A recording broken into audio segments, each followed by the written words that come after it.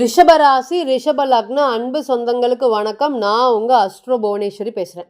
இந்த ரிஷபராசி ரிஷப லக்னத்துக்கு 2026 ஏப்ரல் மாத பலன்கள், கிரக சூழ்நிலைகள், கிரக அடைவுகள் எல்லாம் என்னென்ன மாதிரியான பலன்களை கொடுக்கறதுக்கு காத்துட்டு இருக்காங்க. இந்த மாதம் எப்படி இருக்க போகுது நிச்சயமாக பார்க்கலாம். முதல்ல ஒன்று தெரிஞ்சுக்கோங்க, எந்த ஒரு விஷயத்தையுமே பிறந்த கால ஜாதகம் தான் கிளியர் ஃபோட்டோகிராஃபியாக நம்ம பிறக்கக்கூடிய அந்த 2 மணி நேரம் சொல்லக்கூடிய லக்னம், நவாம்சத்தோடைய நிலைமை, கோச்சாரத்தோடைய பலம் பலவீனம், நடக்கக்கூடிய தசா புத்தி அடிப்படையில் நம்ம லக்னத்தை எந்த கிரகம் பார்க்குது, நம்ம ரிஷப ராசியாக இருந்தாலும் சரி, நம்ம லக்னத்தை எந்த கிரகம் பார்க்குது, நம்ம லக்னாதிபதி நின்ன வீடு என்ன, நின்ற நட்சத்திராதிபதி என்ன, இவங்கெல்லாம் தான் நம்மளுடைய வாழ்க்கையில பெரிய அளவுக்கு மாற்றங்களை கொடுக்கறதுக்கு காத்துட்டு இருக்காங்க. இன்ஃபேக்ட் அந்த பலன்கள் தான் 70% பொருந்தும். நம்ம ராசின்னு சொல்லக்கூடிய ப்ரெடிக்ஷன் எல்லாமே ஒரு பேசிக்காக ஒரு 20-30% தான் பொருந்துமோ தவிர்த்து அது பெரிய அளவுக்கு பலன்களை கொடுத்துறாது அப்படிங்கிறத நீங்கள் மறந்துடவே கூடாது.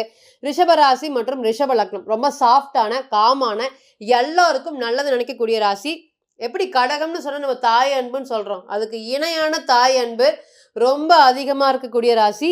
அன்பு, நம்பிக்கை எல்லாத்துக்கிட்டேயுமே ஒரே மாதிரி பார்க்கக்கூடிய ராசி. நீங்கள் சந்தோஷமாக இருந்தால் போதும் அப்படின்னு நினைக்காம அடுத்தவங்களுக்கும் அந்த சந்தோஷத்தை அதிகமாக அள்ளி கொடுக்கக்கூடிய ராசி. இன்றைக்கெல்லாம் வந்து பார்த்திங்கன்னா மன அழுத்தம் அதிகமாக இருக்கக்கூடிய ராசி. இன்றைக்கி உங்களுக்கு வேணும், உங்களுக்கு என்ன வேணும்னு யாராவது உங்களை கேட்குறாங்களான்னு கேட்டிங்கன்னா இல்லை, அவங்கவுங்க இஷ்டத்தையும் நடந்துட்டுருக்காங்க. இன்றைக்கி எல்லாத்தையுமே நீங்கள் பார்த்து பார்த்து பண்ணியிருக்கீங்க. இன்றைக்கி உங்களுக்கு ஒரு விஷயங்கள் பண்ணுறதுக்கு, ஒரு ஹெல்ப் பண்ணுறதுக்கு, கேட்குறதுக்கு ஆளுகளே இல்லை. அப்படியே பார்த்தீங்கன்னா அது காதலாக இருக்கட்டும், திருமண உறவாக இருக்கட்டும், எப்படிலாம் நம்ம இருந்தோம், இன்றைக்கி வந்து பார்த்திங்கன்னா அவ்வளோ ஒரு சின்ன பிரச்சனையிலேயே நம்மளை விட்டு ஒவ்வொருத்தரும் படிப்படியாக விலகிறத பார்க்கலாம். இவ்வளோ பண்ணுதுன்னே உனக்கு நீ இந்த திடீர்னு இந்த நேரத்தில் இந்த மாதிரி மாறிட்டு அப்படின்னு ரீசெண்ட் டைமில் நம்ம பார்க்கக்கூடிய அனைத்து ரிஷப ராசிகளும் அல்லது ரிஷப லக்னத்தில் ஏதாவது ஒரு கிரகம் நடந்துட்டு இருக்கோம், அவங்க எல்லாருமே இந்த மாதிரி சொன்னது, இப்படி நம்மளை ஏமாத்திட்டான் மேடம், இப்படி நம்மளை பண்ணிட்டான், இத்தனை நாளாக நம்ம கூட இருந்தாங்க, இந்த மாதிரி இத்தனை நாள் இத்தனை விஷயங்கள் அப்படிங்கிறத ஒருத்தர் விடாமல் மறக்காமல் சொன்னாங்க. ஏன் அப்படின்னு கேட்டிங்கன்னா, இந்த குரு அப்படிங்கிற கிரகம் ராசிக்கு 2ஆம் இடத்துல எப்போ வந்தாரோ அப்போவே வந்து பார்த்திங்கன்னா நல்ல வாழ வேண்டிய ராசியான ரிஷபத்தை அழிச்சிட்டாரு அப்படிங்கிறத சொல்லலாம்.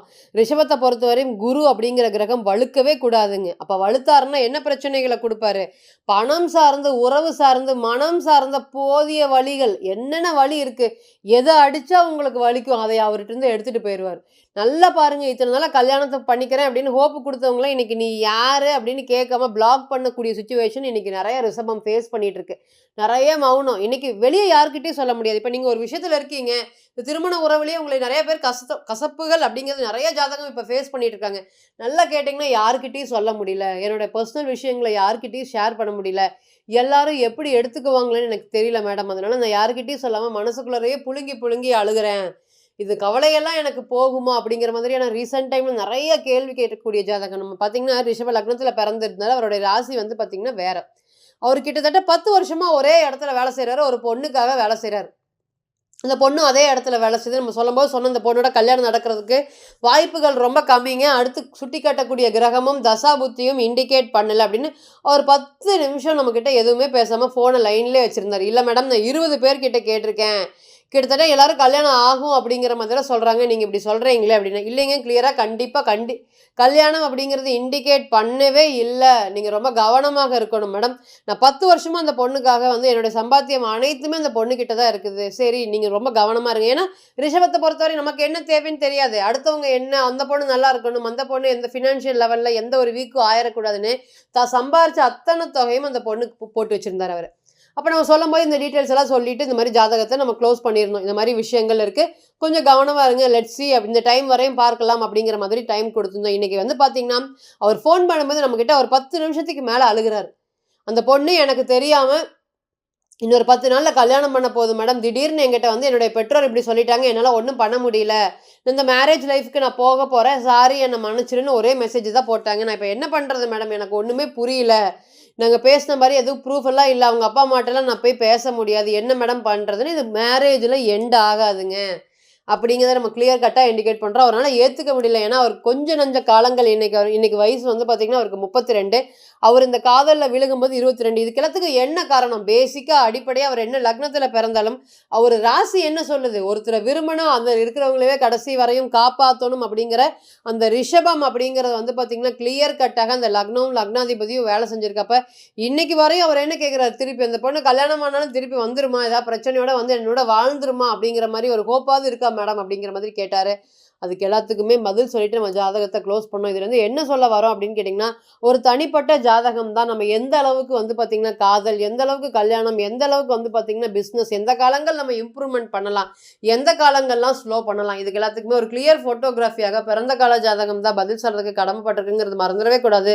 நம்ம என்னதான் கோச்சார பலன்களும் ராசி பலன்களும் சொல்லிட்டு இருந்தாலும் தனிப்பட்ட லக்னம் லக்னாதிபதியோடைய பலன்களே அங்கே வந்து பார்த்தீங்கன்னா, இதுவே நீங்கள் ரிஷப லக்னம் பிறந்து உங்களுடைய ராசியை வந்து பார்த்தீங்கன்னா செவ்வாய் இருந்தால் இந்த செவ்வாயோடைய பலன்கள் தான் அதிகமாக வரது தவிர்த்து அந்த ரிஷபத்தோடைய பலன்கள் சற்றே குறையும் அப்படிங்கிறத மறந்துடவே கூடாது. ஸோ இந்த 2026 ஏப்ரலில் ராசியில் எந்த கிரகமும் உள்ள ராசிக்கு 2ல் குரு வழக்கம் போல, ராசிக்கு 4ஆம் இடத்துல கேது, ராசிக்கு 12ல் சுக்கிரன், ராசிக்கு 11ல் சூரியன் மற்றும் சனீஸ்வர பகவான், ராசிக்கு 10ல் செவ்வாய் திக்பலம் பெற்று புதனோட ராகுவோட இணைஞ்சிருக்காரு. நல்லா ஒரு கோடு போட்டு பாருங்க. ராகு கேதுக்குள்ளார அனைத்து கிரகங்களும் அடைஞ்சிருக்கும். இந்த ஏப்ரல் மாதம் முழுவதுமே கிட்டத்தட்ட அப்படியே இருக்கும். சந்திரன் மட்டும்தான் பயணிச்சுட்டு வந்துட்டு இருப்பார் தவிர்த்து மோஸ்ட் ஆஃப் த கிரகங்கள் எல்லாமே இப்போ கூண்டுக்குள்ள அடைச்ச கிளி மாதிரி இருக்கும். அப்போ பிறந்த கால ஜாதகத்தில் இது எல்லாத்துக்குமே சர்பதோஷம் இருக்குது பார்த்தீங்களா? அதில் ரிஷபத்துக்குள்ள நிறைய கிரகங்கள் இருக்கும்போது டிகிரி லெவலில் இருக்கும்போதெல்லாம் இதெல்லாம் வந்து கூட்டுக்குள்ளே அடைச்சி வச்சு இன்றைக்கி வேலை செய்கிற மாதிரியான ஒரு சுச்சுவேஷன். எல்லாரோடைய அட்வைஸும் வீட்டில் கேட்பாங்க, உங்களுடைய அட்வைஸ் கேட்கவே மாட்டாங்க. இன்றைக்கி நீங்கள் திருமணத்துக்கு வந்து இத்தனை நாளாக வேண்டாம் வேண்டாம்னு சொல்லிட்டு இருந்தீங்க, இன்றைக்கி சரின்னு சொன்னாலும் இன்றைக்கி கல்யாணம் பண்ணி வைக்கிறதுக்கு ஆள் இல்லை. குழந்தைய நினச்சி கவலைப்படுறீங்க, அந்த குழந்தை இன்றைக்கி உங்களை யாருன்னு நீங்கள் யாருங்க அப்படிங்கிற மாதிரியான நிறைய கேள்விகள் கேட்குற மாதிரியான சூழ்நிலைகள். என்னைக்கெல்லாம் சர்பதோஷம் வேலை செய்யும் அப்படிங்கிறதுக்கு வந்து பார்த்திங்கன்னா இது கிளியரான இந்த நேரம் வந்து எனக்கு சந்திராஷ்டமம் இல்லை, லக்னத்துக்கு 6ல் 8ல் சந்திரன் எங்கேயும் போல இருந்தாலும் என்னோட மனசு அப்படியே குழப்பிகிட்டே இருக்குது அப்படின்னா அது எல்லாத்துக்குமே காரணம் இந்த மாதிரி சர்ப கிரகங்களோடைய வலிமை அதிகம் பெறுவது தான் காரணம் அப்படிங்கிறது நீங்கள் மறந்துடவே கூடாது. ராசிக்கு 2ஆம் இடத்துல இருக்கக்கூடிய குரு என்ன மாதிரியான பலன்களை கொடுக்கறதுக்கு காத்திருந்தார்? ஃபர்ஸ்ட் என்ன தெரியுங்கன்னா, நிறைய ஆழமான அன்பு பாசம் பணிவு வச்சுட்டு இன்னைக்கு பிரிவில் அதிகமாக இருக்கக்கூடிய திருமணம் சார்ந்த உறவுகள் கிட்டத்தட்ட இன்னைக்கு டைவர்ஸோடைய விளிம்பில் போயிட்டு தத்தளிச்சுட்டு இருக்கக்கூடிய அனைவருக்குமே இனி வரக்கூடிய காலங்கள் காமிக்கவே மாட்டேங்கிறாங்க மேடம் என்னுடைய குழந்தைகளை அப்படின்னு கதறாத நிறைய பேர். இப்போ ரீசெண்ட் டைமில் பார்த்துட்டிங்கன்னா 5ஆம் அதிபதி 5ஆம் இடம் பலவீனமானவங்க, தசாபுத்தி நெகட்டிவானவங்க எல்லாருமே குழந்தைய பார்த்தே ரொம்ப நாள் ஆச்சு அப்படிங்கிற மாதிரி பாயிண்ட் சொல்கிறாங்க.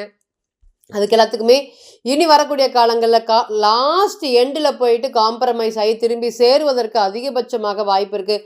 கொடுக்கல் வாங்கல என்கிட்ட வாங்கினவங்க தான் மேடம் 1000 பேர், ஆனால் எனக்குன்னு கொடுத்தவங்க யாருமே இல்லை அப்படின்னு இந்த நிறைய ரிஷபராசி அப்படிங்கிறது வந்து பார்த்திங்கன்னா தனக்கு என்ன வேணுங்கிறது தெரியாமல் நிறைய ஸ்பெண்ட் பண்ணிட்டாங்க. இந்த மனமெல்லாம் இன்றைக்கி இவங்க கிட்ட இருந்தால் இன்றைக்கி இவங்க பெரிய அளவுக்கு ராஜா மாதிரி ஆயிருப்பாங்க. அதுபோல் ஃபினான்ஷியல் லெவல் அப்படிங்கிற விஷயத்தில் கடுமையாக பாதிப்படைஞ்ச உங்களுக்கு இனி ஃபினான்ஷியல் லெவல் அப்படிங்கிறது கண்டிப்பாக இம்ப்ரூவ்மெண்ட் ஆகக்கூடிய ஒரு சுச்சுவேஷன் இருக்கும். அதே போல் மருத்துவத்துறை சார்ந்து நான் கடுமையாக முயற்சி பண்ணிகிட்டு இருக்கேன். அதுக்கு எல்லாத்துக்குமே வரக்கூடிய காலங்கள் பேரும் புகழும் ஏற்படுமா, நல்லா படிப்பேனா நான் இந்த நேரத்தில் நல்ல ஒரு தலை சிறந்த ஒரு பிறந்த கால ஜாதகத்தில் செவ்வாய் பலமாக இருக்கக்கூடிய நபர்களுக்கு எல்லாத்துக்குமே இந்த நேரம் ரொம்பவே பலமாக வேலை செய்ய போதப்போ அரசியல் சார்ந்து அரசாங்க சார்ந்து வேலைகள் தொடர்புடைய அதுக்கு சார்ந்து நிறைய எஃபர்ட்ஸ் போடுறேன், எக்ஸாம் எழுதுறேன், 1-2 மார்க் வரையும் நான் வந்து பார்த்திங்கன்னா பக்கம் வரையும் போய் தோத்துறேன். இந்த மாதிரி பல ஜாதகங்கள் நம்ம ரீசெண்ட் டைமில் பார்த்துட்டோம்.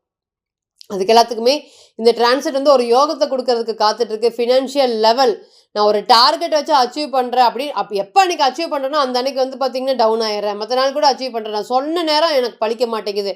நான் பல பேர் கூட சேர்ந்து இருக்கும்போது அவங்களுக்கு அதிர்ஷ்டம் கொட்டுது, ஆனால் தனிப்பட்ட வாழ்க்கையில் நான் 0 தான் அப்படின்னு வருத்தப்படாத நிறைய ரிஷபராசி இன்றைக்கும் பரவாயில்ல, டோன்ட் லூஸ் த ஹோப் அப்படின்னு சொல்கிற மாதிரி நிறைய விஷயங்கள் இருக்குது. அது எல்லாமே இனி வரக்கூடிய காலங்களில் மாறப்போகுது. உங்களுக்குங்கிற அதிர்ஷ்டமான காலங்கள் இதோ வந்துருச்சு. நிச்சயமாக இந்த 10ல் பலம் பெற்ற கிரகங்கள் வேலை சார்ந்து தொழில் சார்ந்து இன்றைக்கி உங்களை எதிர்த்தவன் எல்லாமுமே இனி வரக்கூடிய காலங்களில் உங்களை நோக்கி திரும்பி ஓடக்கூடிய காலங்கள், எதிர்த்து பேச முடியாமல் ஓடக்கூடிய காலங்களாக இருக்கும். இன்றைக்கெல்லாம் கிட்டத்தட்ட எல்லார் இடத்துலையுமே வந்து மகிழ்ச்சியும் சந்தோஷமும் இல்லாமல் ஒரு மாதிரி வெளியே மட்டும்தான் சிரிச்சுட்டு இருக்கீங்க. மனசுக்குள்ள சந்தோஷம் அப்படிங்கிறது இல்லவே இல்லை. திருமணம் சார்ந்த உறவுகளில் கடுமையான பாதிப்பு, 3வது நபருடைய தலையீடுனால என்ன பண்ணுனா இது சரியாகும் அப்படிங்கிற மாதிரி நிறைய கேள்விகள் இப்போ ரீசெண்ட் டைமில். ஏன்னா இந்த ரிஷபத்தை பொறுத்தவரையும் இந்த செவ்வாய் வந்து என்னைக்கு பலவீனமாக இருக்காரோ அன்னைக்கு எல்லாமே திருமண வாழ்க்கைக்குள்ளார இவங்க தான் எனக்கு இன்டர்ஃபியர் ஆகுறாங்கன்னு சொல்ல முடியாது மேடம்.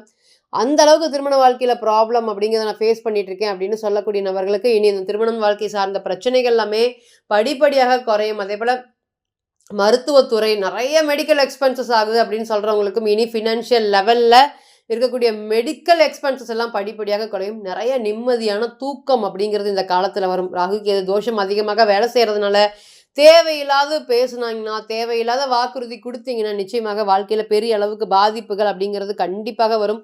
உறவுகள் சார்ந்து எல்லாத்துக்குமே ஹாய், பாயோட நிறுத்திட்டீங்கன்னா, ஒரு பிரச்சனைகள் இல்ல. உறவுகள் நோக்கி போனீங்கன்னா, குரு கண்டிப்பாக கொத்துவார்.